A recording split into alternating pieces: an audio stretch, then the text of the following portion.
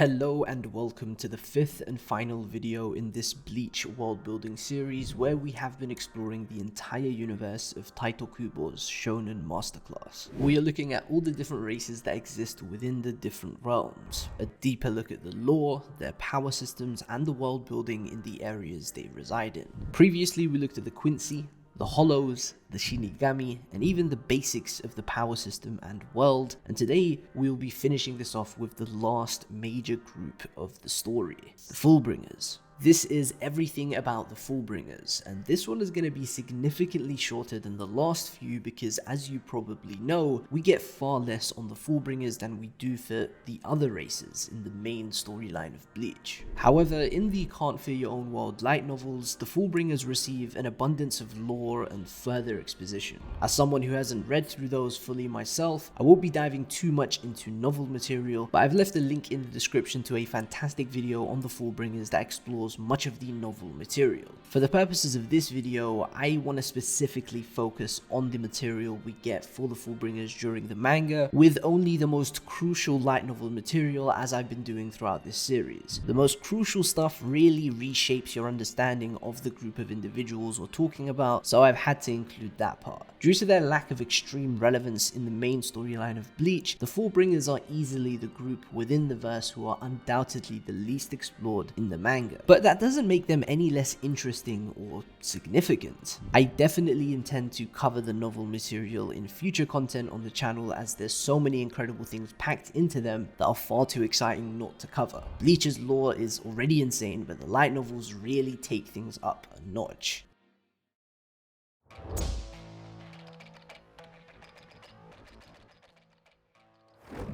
The Fullbringers have existed ever since the origin of the Soul King, as he is described as a being of all races excluding only the Hollows. The Quincy, the Soul Reapers, and also the Fullbringers. It could be said that he is the ancestor of them all. He was a Quincy and also at the same time a Soul Reaper, and also just a normal person bearing countless abilities like a Fullbringer. Based on this quote, the Soul King was indeed a Fullbringer. In fact, it's probably more accurate to say that all Fullbringers come from the Soul King, which is explicitly stated in the same novel. The Fullbringers are born through the fragments of the Reo, the Soul King. It's a similar thing to how Ukitake has the right hand of the Reo, Mimihagi, within him, or how Gremmy is heavily hinted to have the brain of the Soul King within him. Fragments of the Reo are somehow tied to the Konpaku of rare souls who awaken Fullbring abilities when in contact with a Hollow's Reiatsu. As you may have noticed if you've been watching along the videos in this series, the Reo is connected to every single race in the entire universe. The actual logic and mechanics behind how the Soul King is able to exist within people as a limb or an organ or even just a fragment of his soul is very interesting and something I need to cover in the future. The Soul King is a rather ambiguous entity which makes way for some very cool interpretations and details that are all but confirmed, such as the existence of a greater will that conjured the Soul King into existence. There's also the fact that Gerard is a Quincy who contains the heart of the Reo within him, but it's unclear whether Gerard in his entirety is literally the heart of the Soul King, a manifestation of the heart's desires and ideal Quincy body, or if it's a similar deal to Gremmy, and Gerard is a unique individual who a piece of the Reo has latched onto in the place of his heart. As you can tell, discussing this here would deviate greatly from the Fullbringers alone, but that does really communicate just how interconnected all of these races are. Hopefully one day when this mind map is completed, I can make a massive video going over the entirety of Bleach's world and actually discuss all of these things and how they pertain to the Reo specifically. With regards to Fullbring history, the fact that they are fragments of the Reo really says enough. That's all we know about their history, and all we really need to know, as the other details are pretty self-explanatory when you factor in how the world came to be. The original sin consisted of the ancestors of the Seireite's 5 noble families mutilating the Reo and turning it into an existence that is neither dead nor alive. A figurehead that single-handedly maintains the balance of a new world with separated realms and fixed shapes choices for life and death. In the process of this mutilation, tiny fragments of the Reo happen to bind with different humans, thus making the Fullbringers. In the manga, we don't learn or get any explicit details tying them to the Reo, but really, in hindsight, it makes perfect sense. We are told that the Fullbringer powers actually come from hollows. When a mother is pregnant with a child and survives a hollow attack, traces of the hollow's power remains within the mother's body and is passed on to the child, ultimately making them a Fullbringer from birth. That is what we are taught in the manga, but that's actually only half the puzzle, and actually kind of a misinterpretation of how things actually are, because Fullbringers are the way they are as they contain a fragment of the Reo within them, and the hollow is what awakens their powers. They're already special individuals, considering a normal human wouldn't activate any powers, they would just die. Chad activates his powers after being attacked by the hollow Shrieker, and Orihime activates her powers after being attacked by Acid Wire, her brother Sora. And yes, Orihime is all but confirmed to be a Fullbringer. This connection between Fullbringers and hollows is made abundantly clear, with Ginjo stating that their powers are closer to a hollow's than a Soul Reaper's. I wonder if this means the Reo has some hollow within him. When a pregnant mother is targeted by a hollow and a Fullbringer is born, it is the Fullbringer within their womb which contains the fragment of the Soul King. Ginjo speculates that the reason for this has to do with something that intertwined itself into their Konpaku before they were born, the fragment of the Reo. How this happens, why this happens, those things are currently unknowable, but it is without a doubt deeply concerned with the circulation of souls and the balance of the universe. Souls travel to and from the Soul Society. They are reincarnated into a new human after spending time in the Rokongai, and their memories are wiped, but the soul should still be the same. A very interesting concept I hope is further explored in the future of this story. Fullbringers are spiritually aware humans, much like the Quincy. My usage of the term races has been a little confusing as I've used it interchangeably with species, so I want to address this very quickly. There are currently 6 different categorizations for the soul that we know of in the world of Bleach. The humans, the beasts, the Fullbringers, the Quincy, the hollows, and the Konpaku who can become Shinigami. However, the humans, Fullbringers, and the Quincy are very closely knit. Hollows and Shinigami have a completely different biological composition which distinguishes them from the others fairly easily. The same can be said for the beasts, however we only know of Komamura and his great-grandfather of the werewolf clan. There are implied to be many more beasts and many more clans, with fans theorizing that Yoruichi may have come from the beast realm as she can transform into a cat. Those races who either look completely different to humans or are just plain invisible like the Shinigami or pluses are easily distinguishable from the Quincy or the Fullbringers, who are technically human from a biological perspective. Though it is still best to refer to them as separate and unique races because they aren't really human. They are spiritually aware and have supernatural abilities and have a different history. But I do guess, technically speaking, the Quincy and of course the Fullbringers are spiritually aware humans, and I think the best visual descriptor of this idea are the Reiraku or spirit ribbons we see in the first arc. Shinigami have red colored ribbons whereas humans have white colored ribbons, and Uryu, a Quincy, has white colored ribbons as well. I'd expect Fullbringers to also have white colored ribbons. Something else though is the fact that Ichibei directly refers to Yuhaba as a lowly human, which further emphasizes that they can be seen interchangeably with humans, which would obviously go for Fullbringers as well as the Quincy.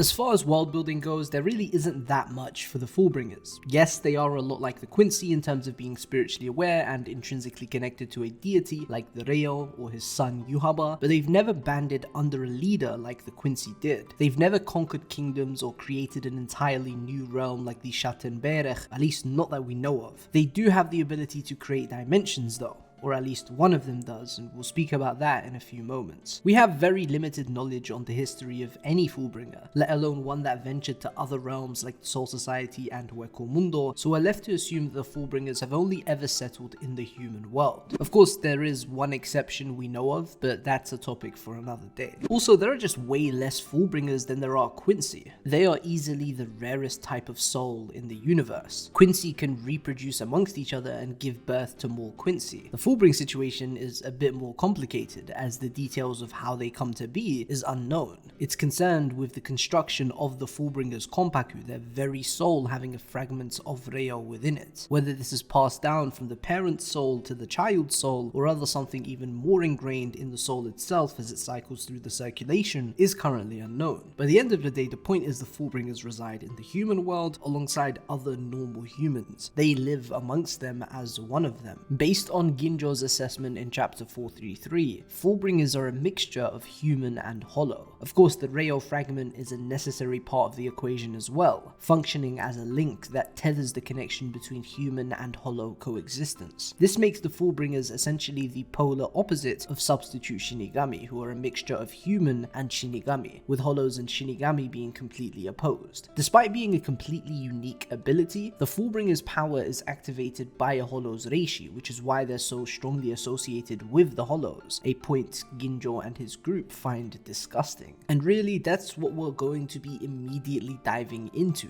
the main antagonist of the Lost Agent arc, who we spend so much time with due to how this arc was laid out. This is really the only faction of Fullbringers we meet in the entire story. Xcution is made up of some pretty interesting figures, and we'll be looking at each of them individually. They are a secret organization of Fullbringers who live in the human world, in Naruki City, which borders the west of Karakura Town. They are introduced in the story at the beginning of the time skip following the battle against Aizen and preceding the 1000-year Blood War, dead center in the middle of the most dense material of the manga. And for this reason, the Fullbring arc receives a lot of hate for winding down the momentum the story had gathered, being disconnected from the rest of the story, and exploring Ichigo on a more intimate, helpless time of his life. Those are all reasons why I love the arc as much as I do, which is pretty funny, and I also don't think it's that disconnected from the rest of the story, but yeah, that's not even the point. I found the Fullbringers to be really fascinating lately because of something I've been thinking about, the fact that Ichigo is in existence much like the Soul King. This is an interpretation you've probably heard before, but it's been brewing in my mind lately, and there's an overwhelming number of details that point in this direction, with Kurosaki Ichigo specifically being deeply tethered to the existence and motivations of the Soul King, or even a greater will that far surpasses the Soul King. One day, when I finally muster the energy and effort, I will make this happen. I have to turn this into a video.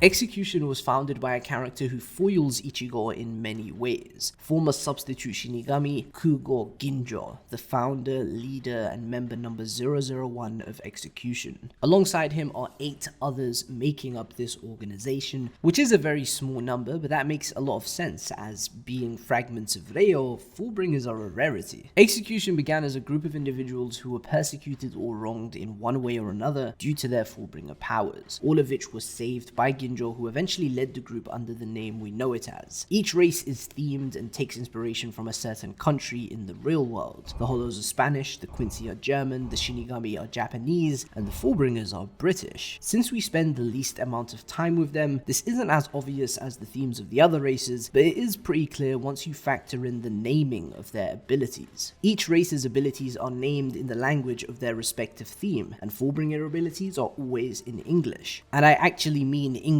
which isn't the case for any other race in the verse. It's hard to notice since most of us read the English translations, which usually directly translates the words from whatever language instead of providing a romanization of the term. This British theme can be found not only in the name of their attacks, but the general vibe of Xcution. It's designed as a secret service completely isolated from the rest of the normal world, kind of like something you'd see in a British spy movie. New members are recruited by the current members who approach them and persuade them into joining. You can't seek them out yourself since their existence is pretty much unknown to the rest of the world. You cannot contact Xcution without being contacted by them. You do not find Xcution, Xcution finds you. Their members are as follows: Kubo Ginjo, the founder, leader, and member number 001. Riruka, who is member number 003. Yukio Hans, who is member number 005. And Ichigo Kurosaki becomes member number 007 of the organization for a short while. And then we have Tsukishima, Mo, Chad, Jackie, and Giriko, who all have no member numbers but are obviously deeply connected to the organization. Ginjo instilled the members of Xcution with a pro-Fullbringer supremacist ideology to believe they are better than their human counterparts in the world. He sympathized with them and their predicaments. They were all suffering due to the abilities they'd been both blessed and cursed with, and gathered these incredibly rare fragments of the Soul King under a single banner, all for his objective of robbing Ichigo's powers and sharing it amongst them. He teaches Ichigo to utilize his Fullbring with the promise that this process will allow him to regain his Shinigami powers. In the event that a former substitute Shinigami obtains Fullbring, the remnants of the Shinigami powers within their soul will eventually merge with their completed Fullbring, allowing the Fullbringer to use those Shinigami abilities as well. Little does Ichigo know, Ginjo was also a former substitute Shinigami, and he intends to steal Ichigo's Fullbring and awaken his own latent Shinigami powers to enact his vengeance upon Soul Society. Sometime in the past, Ginjo learned that the substitute Shinigami badge he had been given by Ukitake was actually a surveillance device, used to not only keep tabs on Ginjo but suppress his power. The knowledge of this made Ginjo furious, and he went on a killing spree of stealing several Shinigami's power, then disappearing from the gaze of Soul Society without leaving a trace. He simply up and vanished until he meets Ichigo, and we get the Lost Agent arc, which is actually named after Ginjo as the Lost Agent of Soul Society.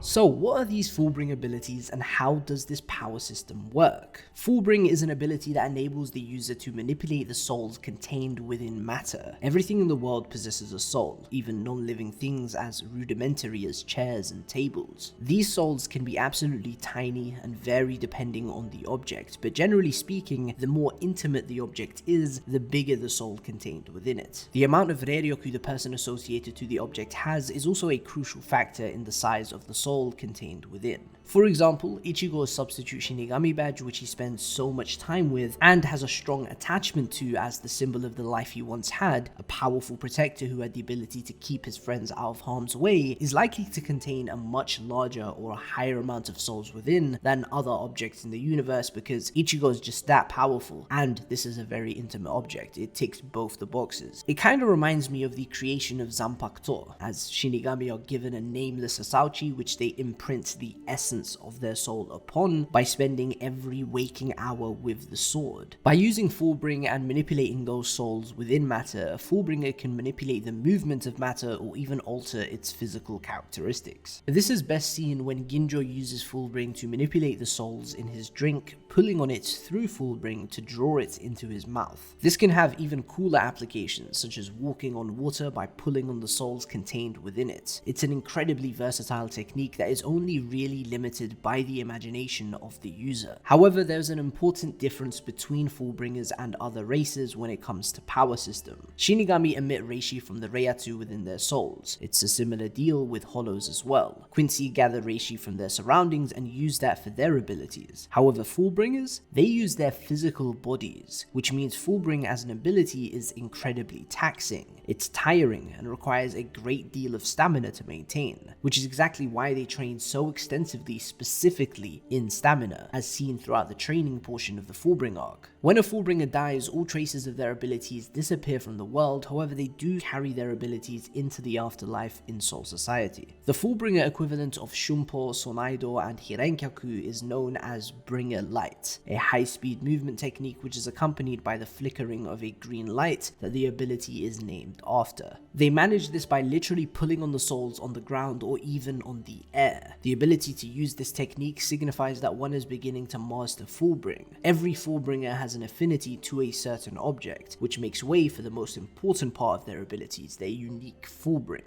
We'll go through every member of Xcution's Fullbring, and then Orihime's, one of the most prominent Fullbringers of the story. Her character actually has amazing implications on the power capabilities and lore of the Fullbringers. Ginjo's Fullbring is named Cross of Scaffold, which allows him to transform the pendant on his necklace into a large two-handed broadsword. The sword's handle runs through its guard, continuing through a gold hollow space at the base of its blade. The handle is almost the same length of the blade itself, a very interesting ability, especially combined with his Shinigami powers, which enhances the blade. By placing his substitute Shinigami badge onto the sword and merging it with the sword, it gains a new appearance. And finally, in his Bankai form, the new appearance of his sword extends to his entire character design, with Ginjo gaining a skeletal armor and red fur across across his neck. Giriko's Fullbring is an antique gold pocket watch that allows him to set timers upon things and beings to which they are attached. This timer is linked to specific conditions that Giriko can set. However, once the time period is established for these conditions to be fulfilled, not even Giriko himself can deactivate the ability. If a timer placed on someone or something is interfered with before the prerequisite time period ends, then all things and people under the effect, including the area itself where the effect takes place, will perish in the flames of time.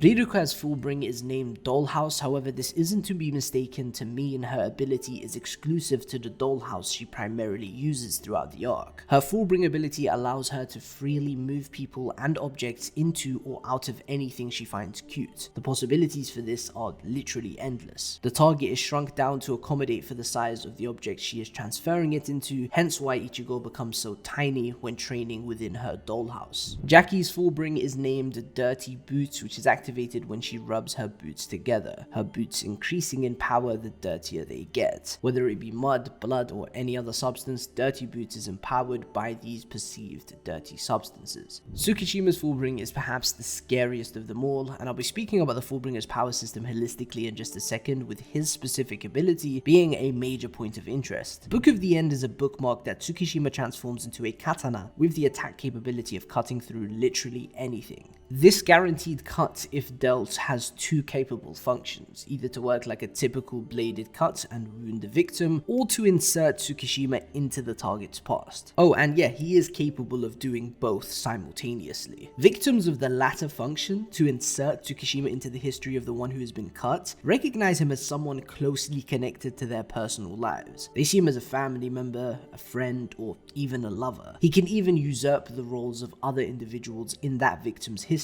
as we see when he hijacks Ichigo in the minds of his closest friends. It's an absolutely terrifying ability to literally change the past. It's almost transcendental, and we'll get into why that might be the case in a few moments. Yukio's Fullbring is also another pretty crazy one, and since it goes through a much more noticeable evolution in the Lost Asian arc, we'll be talking about both his original Fullbring and the upgraded version he gains after obtaining some of Ichigo's power through Ginjo. Ginjo gives everybody in his group some of Ichigo's power, but really the changes are most noteworthy in Yukio's specific ability. Invaders Must Die is his original ability, a power activated by his handheld console. It's basically a PSP, if you're old enough to remember those. This gives him access to a variety of abilities, but perhaps the most noteworthy one is the one I mentioned earlier in the video. The ability to create a separate dimension from within the game, essentially transporting people into the video game, a Kubo isekai. The dimension resembles a dark blue box-like structure with a tessellated pattern. While sealed within, the person's Reiatsu is completely cut off from the outside world, thus making them undiscoverable to people who can sense Reiatsu. Yukio can then control the game dimension from the game screen, giving combatants health points, simulating real-life battles while eliminating the risk of death, and altering environmental and physical conditions like weather, gravity, and the progression of time. It's an absolutely ridiculous ability with so much versatility it can be used in a million different ways. A hyperbolic time chamber, a time machine, a training camp, a hideout, a way to smuggle large numbers of people into places. Honestly, one of my favorite abilities in the entire story. Yukio's upgraded Fullbring is named Digital Radial Invaders, which allows him to wear his powers and release them, essentially meaning he can merge the game dimension with the real world. Before, his ability was confined to the dimension within his beloved game console, and now he can exert his ability onto his surroundings and enemies. Ichigo's unique Fullbring ability is unknown, however the object associated with his power is of course his substitute Shinigami badge. By recalling the memories of being a Shinigami, having the power to protect his loved ones, and the pride of strength, Ichigo is able to activate his Fullbring powers and manifest them through the badge, forming a black Reiatsu in the form of Tensa Zangetsu's guard. This weapon is used primarily for defensive purposes, purposes, which is really fitting considering Ichigo's frame of mind at the time and how helpless he feels as he's being protected by Chad and Orihime handling the hollow attacks in Karakura town. Then it upgrades to covering his whole body in a black Reiatsu, producing a dark blade forming over his arm. This is classified as a clad type Fullbringer, which resembles the Shihakusho of the Shinigami. His completed Fullbring design is a white armor covering the majority of his body, with his badge turning into a machete-like blade with a silver edge. The badge itself is the guard with new markings on it, hung across Ichigo's back in a white sheath. This design strongly resembles the appearance of the Asauchi, which would make sense given its placement in the story. Chad's unique Fullbring ability is something we've seen since very early days: the right arm of the giant and the left arm of the devil.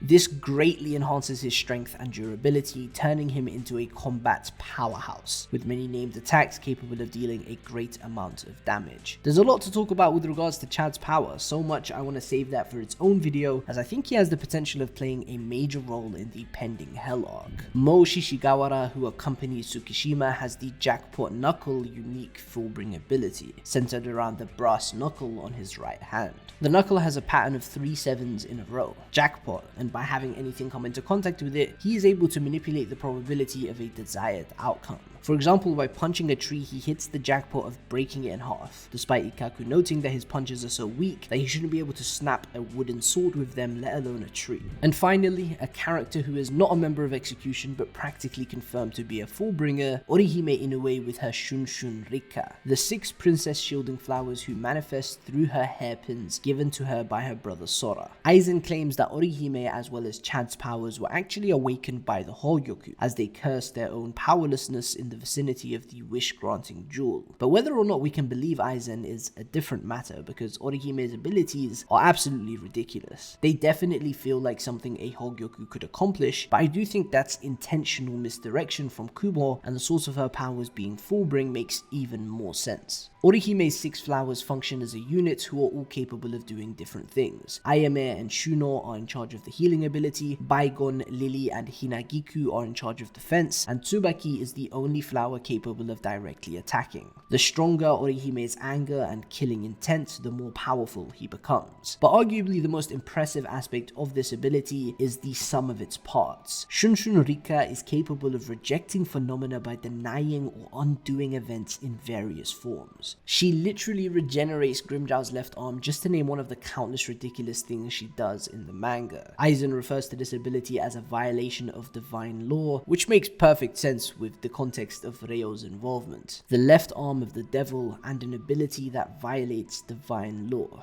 2 absolutely ridiculous abilities with religious implications that make perfect sense within the scope of the story. In the last video, I spoke about how ridiculous some of the Quincy's powers are. Jogaram's balance, Uryu's antithesis, or Askin's death dealing are absolutely broken powers, just to name a few. But this makes sense given the fact that these powers are awakened by a piece of Yuhaba's soul, the son of the Soul King, a divine entity. Fullbringers having ridiculous powers like being able to regenerate torn off limbs, create dimensions, and literally change the past also makes sense, since they are fragments of the Soul King, the most divine entity. Chad might be the most interesting of them all, since his abilities most resemble a hollows and contain Satanist imagery. Given how Tokinada refers to the Soul King as that man who was both a devil and a savior, this could have some implications about the Soul King, who is consistently characterized through allegories and parallels to characters he's connected to. Every Fullbringer is a piece of the Reo, and their ability reflects that to some extent, which is honestly such a cool approach to characterization for the Soul King, especially considering his former role as the balancer of the universe. And that brings us to the end of the video, and in turn the end of this world building series. We've laid out every major group of the story, but this is nowhere near the end of me covering Bleach's lore and world building. In fact, this is only just the beginning. My hopes for the future are bright, and I have crazy ideas for Bleach content, as there's just an unbelievable amount of material to cover. I'm currently rereading the manga, aiming to stream 2 volumes per week, and I'll be doing so for months to come. In my own time, I'll be getting through the Can't Fit Your Own World novels, and season 2 of the anime is releasing in July, which is guaranteed to have new information thanks to Kubo's supervision. It's an exciting time for me to be making Bleach content, and I plan to stick with it for quite a while, as many of you guys seem to appreciate it. Thank you guys for supporting the channel, and I hope to keep you here. Have an amazing day.